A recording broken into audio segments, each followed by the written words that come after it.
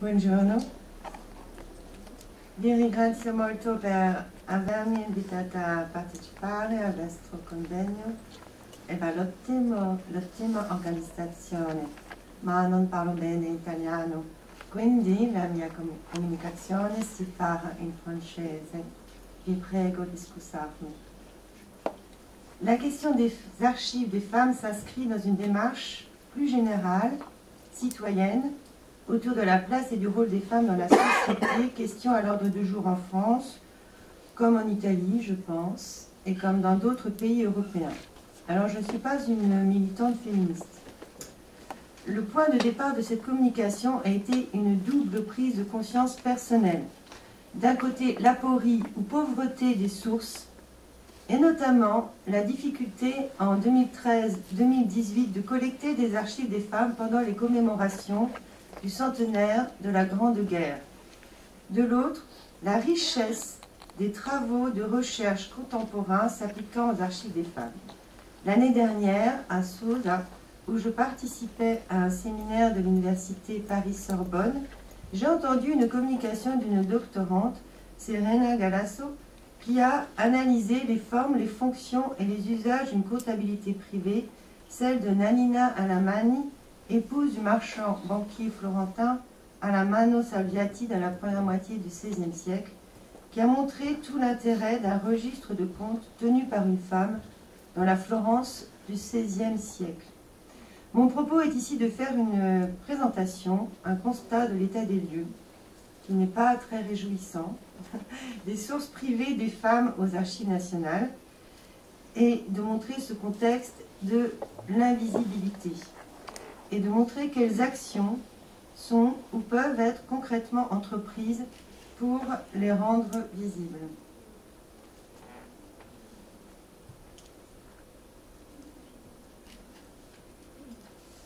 Alors, le contexte. Au sein des archives nationales, le département des archives privées conserve et communique plus de 12 km d'archives depuis le haut Moyen-Âge, 7e siècle, et plutôt 12e, jusqu'à aujourd'hui. Par archives privées, on entend les archives produites par des familles, des personnes, des personnalités du monde politique, culturel, ainsi que des associations d'intérêt national provenant de toute la France. Traditionnellement, beaucoup d'archives proviennent de châteaux, de maisons nobles. Le fonds le plus important, le plus consulté, est celui de la Maison de France, branche des Orléans. Mais nous recevons aussi les archives de toute personne privée dont le nom est attaché à l'histoire de France, hommes politiques, généraux, chercheurs, souverains, etc. Chaque année, nous recevons 450-500 mètres linéaires d'archives par voie de dons, dépôts, achats, legs et dations. Un constat général qui est celui de 2019. Le rôle et la place des femmes dans la culture et dans l'histoire. En janvier 2018, le Haut Conseil à l'égalité entre les hommes et les femmes a rendu un rapport sur les inégalités dans les arts et la culture qui pointe 3 constats. Premièrement, un processus d'évaporation. Deuxièmement, une discrimination des talents des femmes, jugé moins important que celui des hommes. Et troisièmement, une minoration du talent et du rôle joué par les femmes dans le domaine des arts et de la culture. Dans le domaine des arts, les femmes sont nombreuses parmi les étudiants. Environ 60% des étudiants sont des étudiantes dans les écoles d'art. Mais progressivement, elles s'évaporent, elles deviennent moins actives, elles sont moins payées, moins aidées, moins programmées, moins récompensées, et enfin moins en situation de responsabilité que leurs homologues masculins. Dans le domaine des lettres, hier, nous avons eu de très belles présentations de femmes auteurs. Vous voyez déjà qu'en français, on a un problème pour donner des féminins un certain nom. On utilise la forme masculine. Dans le domaine des lettres, les auteurs féminins sont très peu présents dans les programmes scolaires, à l'école. Dans la littérature, les femmes sont reléguées au salon et parfois ridiculisées pour leur savoir, je vous renvoie à Molière, les femmes savantes. Dans le domaine de la création artistique ou littéraire, subsiste encore aujourd'hui le mythe de l'artiste et sa muse. La femme est l'objet de la création, l'inspiratrice. Mais en tant que créatrice, ses talents sont difficilement reconnus. Au Met, Metropolitan Museum of Arts, à New York, le collectif féministe américain Guerrilla of Girls, qui milite contre le sexisme dans les arts, a calculé que 76% des femmes qui sont représentées dans les tableaux sont nues et que 4% seulement des œuvres exposées sont celles de femmes. Et en France, la base de données Joconde, qui recense 5387 œuvres du musée du Louvre réparties dans toute la France, recense seulement 42 œuvres sur 5387 qui sont des œuvres de femmes artistes. Et il faut savoir aussi qu'en France, seulement 2% des noms de rues sont des noms de femmes. Alors, qu'en est-il pour l'histoire? Pour l'histoire, le constat est tout aussi alarmant. En 1998, Michèle Perrault, une des pionnières en France de la discipline Histoire des femmes, a rassemblé 25 articles sur le sujet « Les femmes ou les silences de l'histoire ». Les donne o silenzi della storia. Ces silences de l'histoire sont d'abord silences du récit historique.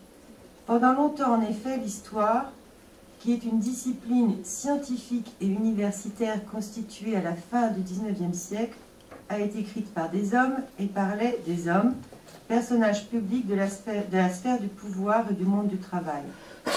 Ces silences sont aussi celui des traces écrites qui permettent d'écrire l'histoire, les archives recueillies et conservées, qui ont été principalement celles des administrations. Ces dernières ne sont pas muettes sur les femmes, mais le discours est biaisé par le regard des hommes et des gouvernants. Ces traces écrites sont soit inexistantes, soit très minoritaires, soit ignorées de ceux qui font l'histoire.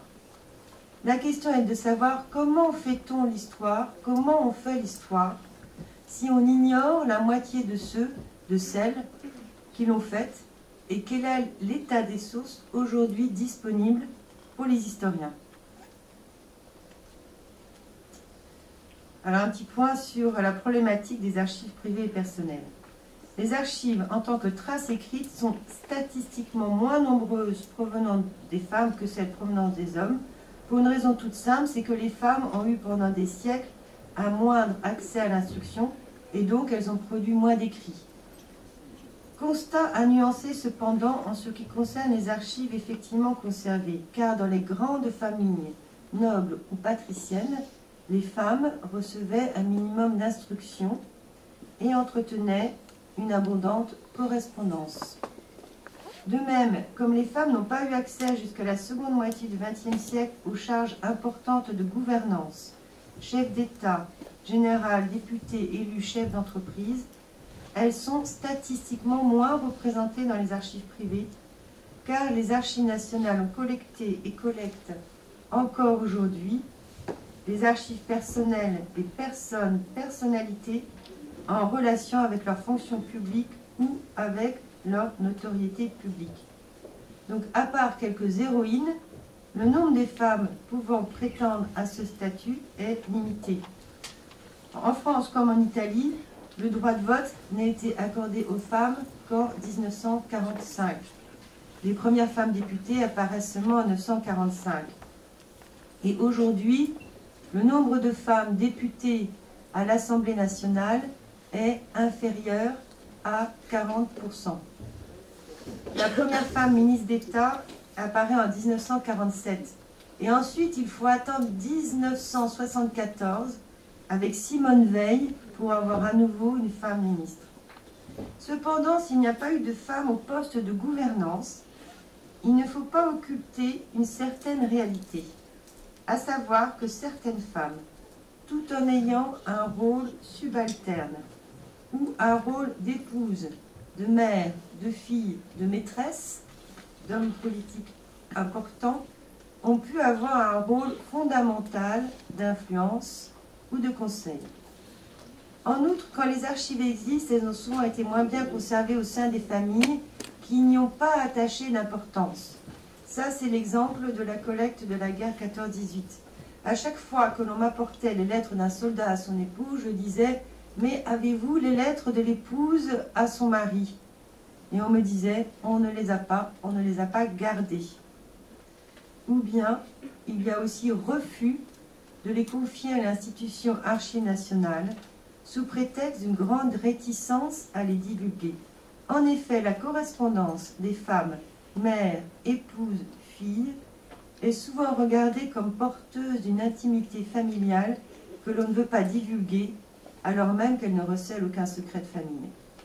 Cette mésestime apportée aux archives des femmes est malheureusement aussi très souvent le fait des femmes elles-mêmes. C'est un constat que nous avons pu faire lors de la grande collecte Femmes de 2018. Nos papiers n'ont pas d'importance particulière. Mais aujourd'hui, si nous reprenons l'exemple des archives familiales de la Grande Guerre, il y a un tel déficit d'archives personnelles de femmes que même une seule lettre est précieuse. Dernier point, il faut bien reconnaître, et là, mea culpa, que quand de telles archives existent, il est bien difficile de les retrouver dans nos inventaires et nos instruments de recherche, parce que les archives spécifiques des femmes sont enfouies sous d'autres appellations, sous le nom de leur mari ou de leur famille, ou même elles ne sont pas signalées du tout. On peut se demander si inconsciemment il n'y a pas minoration par les archivistes eux-mêmes des archives des femmes, par absence de signalement dans les inventaires, absence de présentation dans les expositions. Car nous, archivistes, nous avons été formés dans les cadres de l'école historiographique du XIXe siècle et influencés par des préjugés négatifs. Alors, quelques statistiques de la part des archives personnelles de femmes dans les archives privées aux archives nationales. Il est impossible de dénombrer la part des archives pièce par pièce, mais on peut donner quand même quelques éléments statistiques. Les archives privées sont réparties en fonds, qui sont des ensembles de documents provenant de la même personne physique ou morale ou d'un groupe de personnes ayant un lien familial ou associatif. Sur environ 1000 fonds d'archives privées conservés aux archives nationales, 53% portent le nom d'un homme, 14% le nom d'une famille et 3,9%, moins de 4%, le nom d'une femme. Si on examine l'évolution des archives dans le temps, sans surprise, les archives personnelles de femmes commencent à entrer à partir des années 70, avec une progression plus importante à partir des années 2000, qu'il faut cependant relativiser. La part des archives des femmes, soit fonds individuels, soit archives de femmes au sein d'autres fonds de familles ou d'associations, reste encore largement minoritaire par rapport à celle produite par des hommes. Plusieurs solutions peuvent être envisagées pour accroître la part des archives personnelles des femmes. Améliorer la collecte, faciliter l'entrée de nouvelles archives, améliorer la visibilité des archives existantes. Ces actions nécessitent une coordination, une coaction avec les particuliers incités à déposer ou à donner leurs archives et avec les historiens et associations de valorisation. Ce qui est invisible, c'est ce qui est inexistant ou caché. Donc, en premier lieu, il faut favoriser l'entrée et la conservation.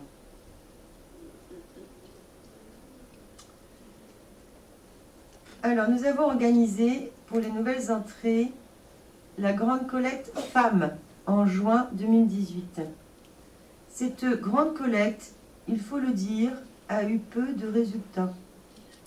Peu de femmes se sont déplacées pour remettre leurs archives. Je renvoie pour cela aux raisons citées ci-dessus, notamment la minoration par les femmes elles-mêmes de leurs propres archives, un gros et lent travail de persuasion est envisagé. Mais cette journée a eu des répercussions médiatiques. Il est désormais connu que les archives nationales s'intéressent à ce type d'archives et que l'institution n'est pas réservée de fait qu'aux grands hommes. Donc en novembre 2018, lors de la grande collecte guerre 14-18, dernière journée, les particuliers ont spontanément apporté et ont sélectionné dans leurs papiers familiaux de la correspondance ou des journaux de femmes ou de jeunes filles. Nous tenons un comité d'entrée des archives privées 3 ou 4 fois par an.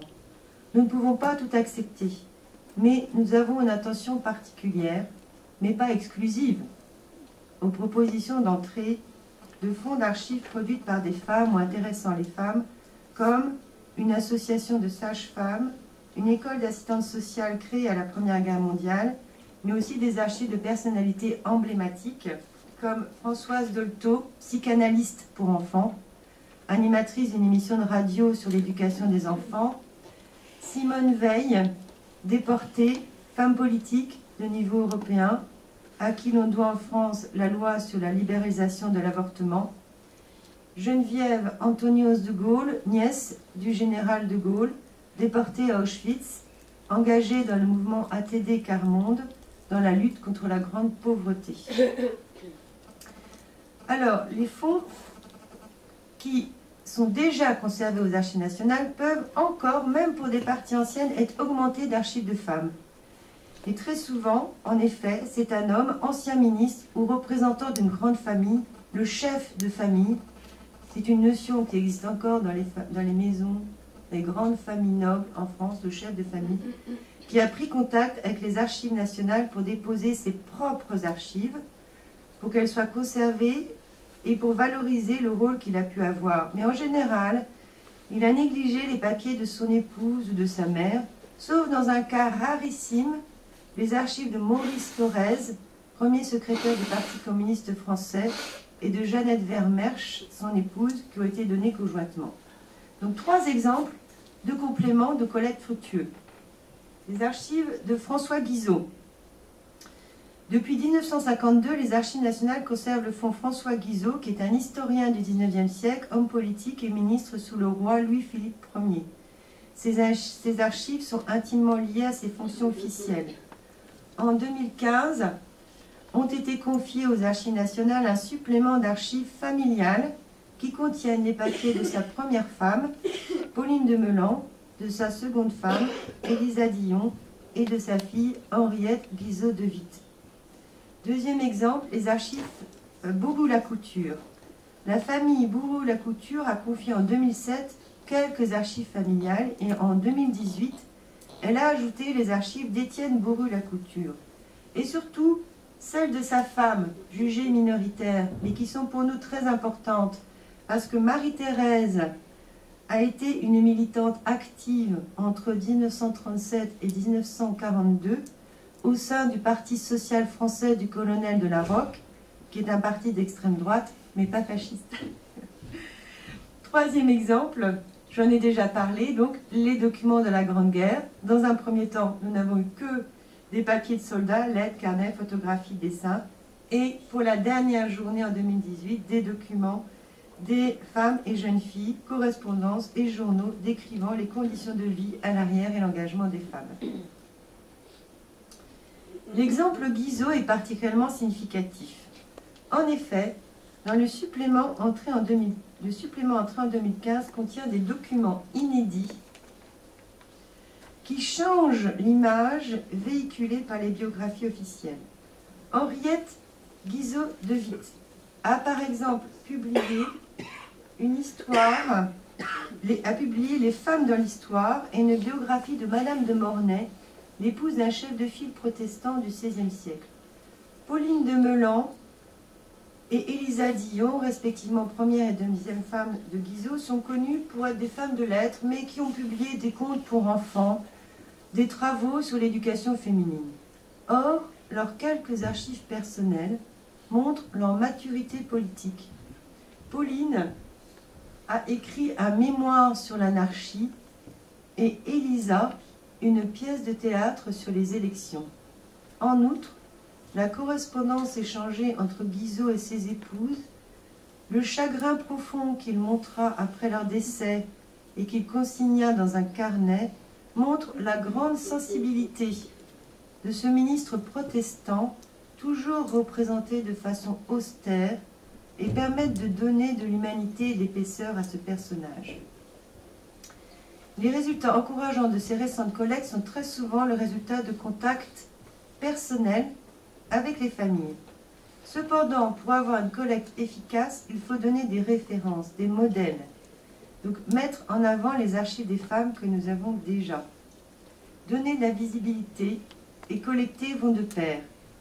Les archives nationales doivent clairement afficher leur intérêt pour les archives des femmes et pas uniquement celles des militantes ou de grandes personnalités iconiques.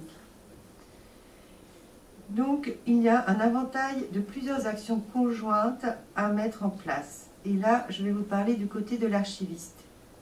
Du côté de l'archiviste, il y a intérêt à mieux les décrire, alors que du côté du grand public, il faut faire des actions de valorisation et de sensibilisation. Mieux décrire, c'est d'abord revoir les intitulés des fonds.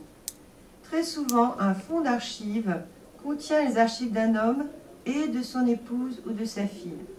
On a l'exemple du fonds Marcel Samba, qui est un ministre et homme politique de la Première Guerre mondiale. Or, il y a aussi dans ce fonds les archives de sa femme Georgette Agut, qui est une artiste peintre.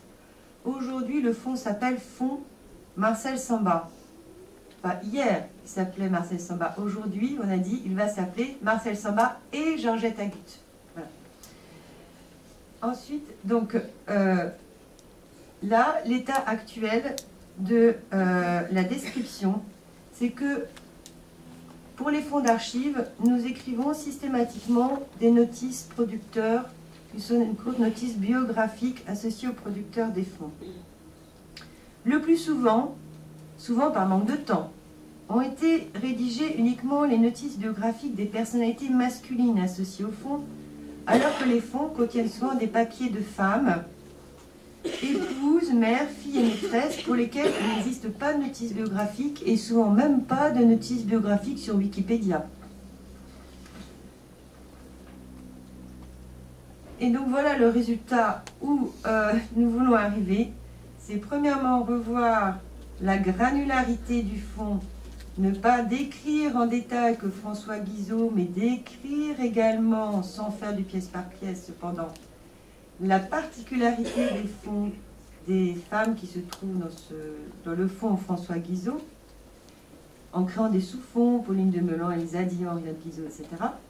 Et aussi créer les notices producteurs secondaires, Pauline de Meulan, Elisa Dion, Henriette Guizot, pour lesquelles, je vous rappelle, les notices Wikipédia sont soit inexistantes, soit très incomplètes. Donc là, nous avons un gros enrichissement sur le net à faire. Du côté des historiens, en 2018 a été initiée aux Archives nationales la rédaction collective d'un guide de recherche sur les femmes.